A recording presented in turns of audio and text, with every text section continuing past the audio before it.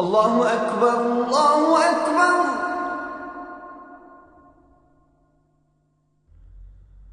الله أكبر الله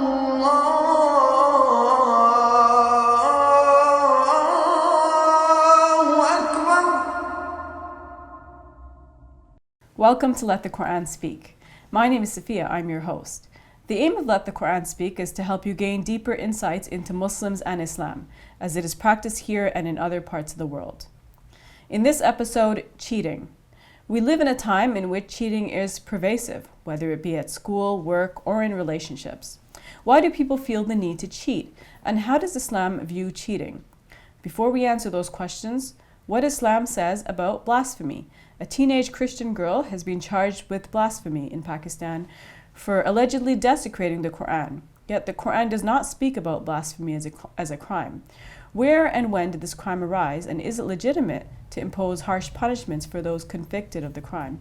With me is Brother Shabir Ali, President of the Islamic Information Center. Brother Shabir, welcome to Let the Quran Speak. Pleasure to be on. Now, I'm sure you've heard about this case. This is an individual, a Christian girl, who was perhaps sweeping up, and she swept up a primer that is used to teach children the Quran. And now she's being charged with blasphemy. What are your initial thoughts on this story? Well, regardless of the details of this particular case, I can say in general that the Quran does not prescribe any punishment for blasphemy. And it is known in some Islamic traditions that a person might have been ordered to be killed because of some alleged blasphemy. And in many parts of the world, the Muslim scholars, in fact, almost universally, Muslim scholars have tended to give great prominence to the reports and the traditions, sometimes even to the extent of going against what the Quran says. In this case, we don't have a clear contradiction between a Quranic statement and a statement in these traditions. Mm-hmm. But I would say that these traditions go against the general spirit of the Quranic teaching. The Quran shows that time and again there were people who were blaspheming in the presence of the Prophet Muhammad, peace be upon him, meaning that they were mocking him, ridiculing the Quran, ridiculing Muslim beliefs. And at the same time, though the Prophet Muhammad, peace be upon him, had full control of the government authority in his day, he was the statesperson. He nevertheless did not, in the Quran at least, seem to have given any penalty to people who committed these acts of blasphemy. Mm-hmm. So what exactly does the Quran say about blasphemy then? Well, generally, the Quran shows that the prophets previous to the Prophet Muhammad, peace be upon him, were mocked, and that this is therefore a very common phenomenon. The Prophet Muhammad, peace be upon him, just simply has to accept that this is how it normally happens.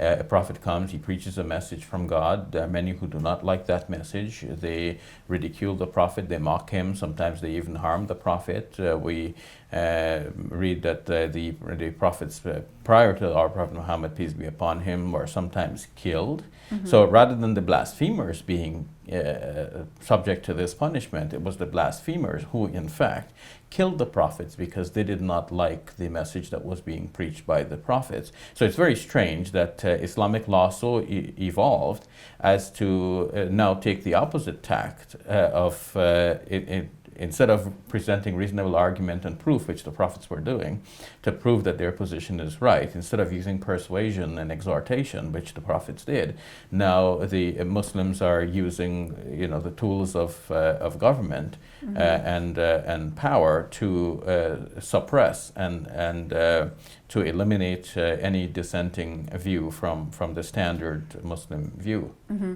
I think the Quran says very clearly that, lead these people to God. I mean, it refers to these individuals who are mocking and ridiculing and saying bad things, and it says at the end, God will deal with these people.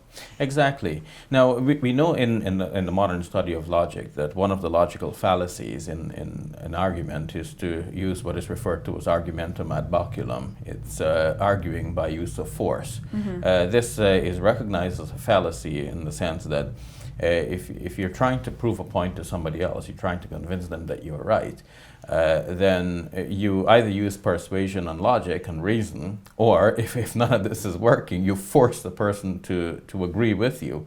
So you use force.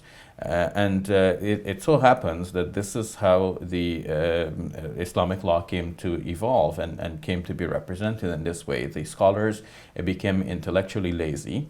Instead of using reason and evidence and proof and persuasion, they found it more convenient to just simply order that the guy be killed. So if anybody has a dissenting view, he was hauled into the courts, he was forced to recant his views. Sometimes he was given time, and people may point to this as the leniency of the Islamic law, but it's only lenient within this broader framework that eventually, if the person does not recant, he might be put to death. Mm-hmm. And what did the scholars see as a problem with someone who blasphemes Islam? Well, to them it is a threat to the faith of the populace in general.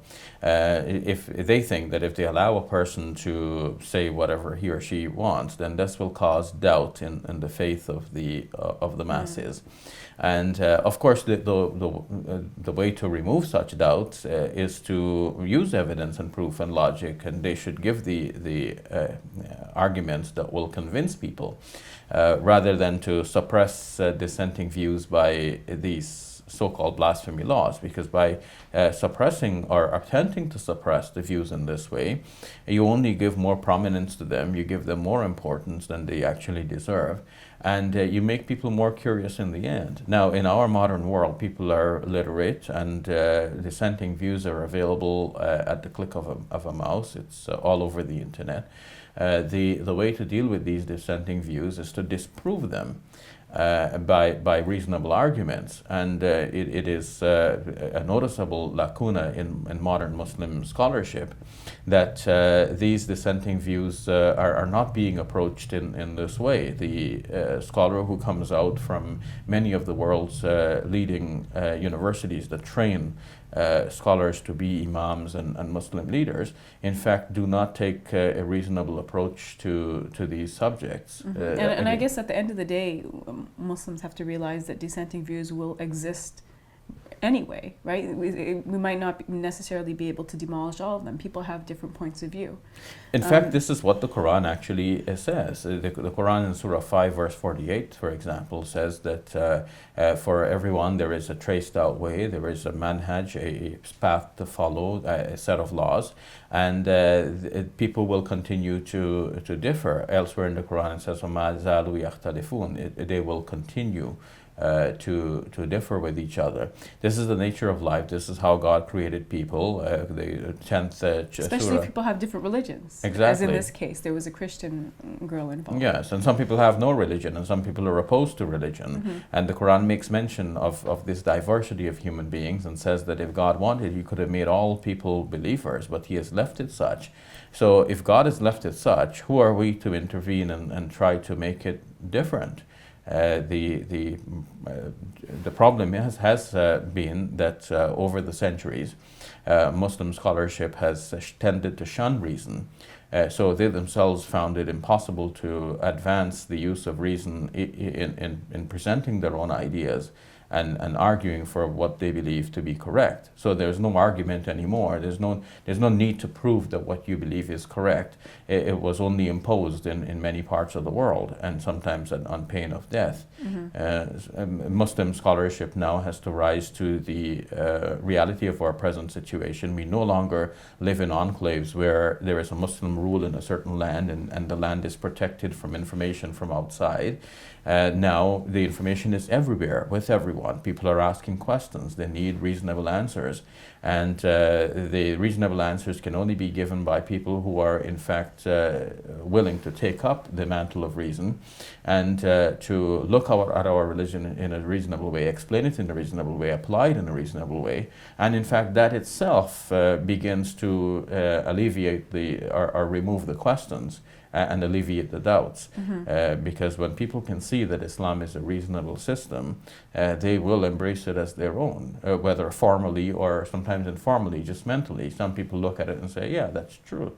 And that's the effect we need to create, and that can only be created if we look at Islam in a reasonable way, and apply it in a reasonable way. And if anyone doubts or blasphemes the religion, we are ready to confront the blasphemy, not with power and force and with violence, but with reason, with evidence, with logic and proof. So do you think these blasphemy laws should be repealed then? Yes, they're contrary to the Islamic faith. They're contrary to the Quran itself, and that is the core of the Islamic religion. And anything that is contrary to the Quran cannot be Islamic. The Quran shows that people have the freedom to believe or not to believe. People have the freedom to commit blasphemy in this world.